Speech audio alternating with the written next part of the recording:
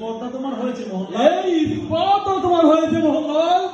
কোন যুদ্ধে কৃতিত্ব না দেখিও, কোন যুদ্ধে কৃতিত্ব না দেখিও, আমি জিজ্ঞাসা করছি কলকাতা জয় থেকে শুরু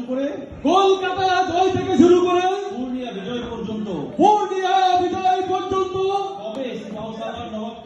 কবে সিপাহসালার নবাবকে সাহায্য করেছেন? জাহাপনা নিচের এই স্পর্ধা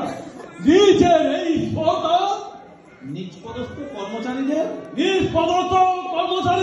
উচ্চ পদস্থ কর্মচারীদের কাজের সমালোচনা করা উচিত নয়। এ কথা যেমন আপনাদের সবসময় মনে থাকে, তেমন এ কথাও মনে রাখা উচিত। কি উচিত নয় যে নবাবের কাজের সমালোচনাও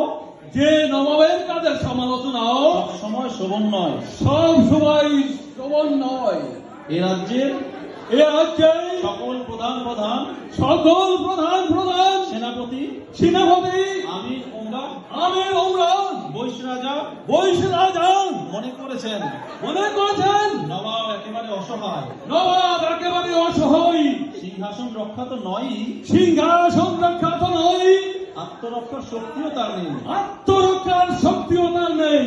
আমরা নবাবের নিমক বৃথাই খাই না। এ কথা তাদের মনে রাখা উচিত।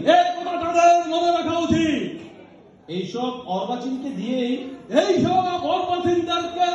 যদি নবাবের কাজ চলে, তখন চলুন রাজা রাজবল্লভ, চলুন শেঠজি, চলুন দুর্লভ রায়, এই দরবার আমরা ত্যাগ করি। নবাব থাকুন তার কর্মক্ষম, শক্তিমান পরম বিচক্ষণ মন্ত্রী আর সেনাপতিদের নিয়ে গোলাম হোসেন, মোহনলাল আর মীর মদন যখন রয়েছেন,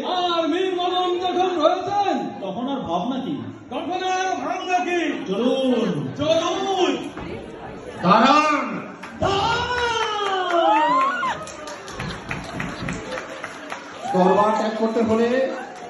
দরবার ত্যাগ করতে হলে নবাবের অনুমতি নিতে হয়। এ কথাও আপনাদের মনে করিয়ে দিতে হবে। দরবার ত্যাগ করতে আমরা বাধ্য হচ্ছি জাহাপনা। বাধ্য হয়ে দরবার ত্যাগ করতে হবে আপনাদের তখন যখন আপনাদের বন্দী করা হবে।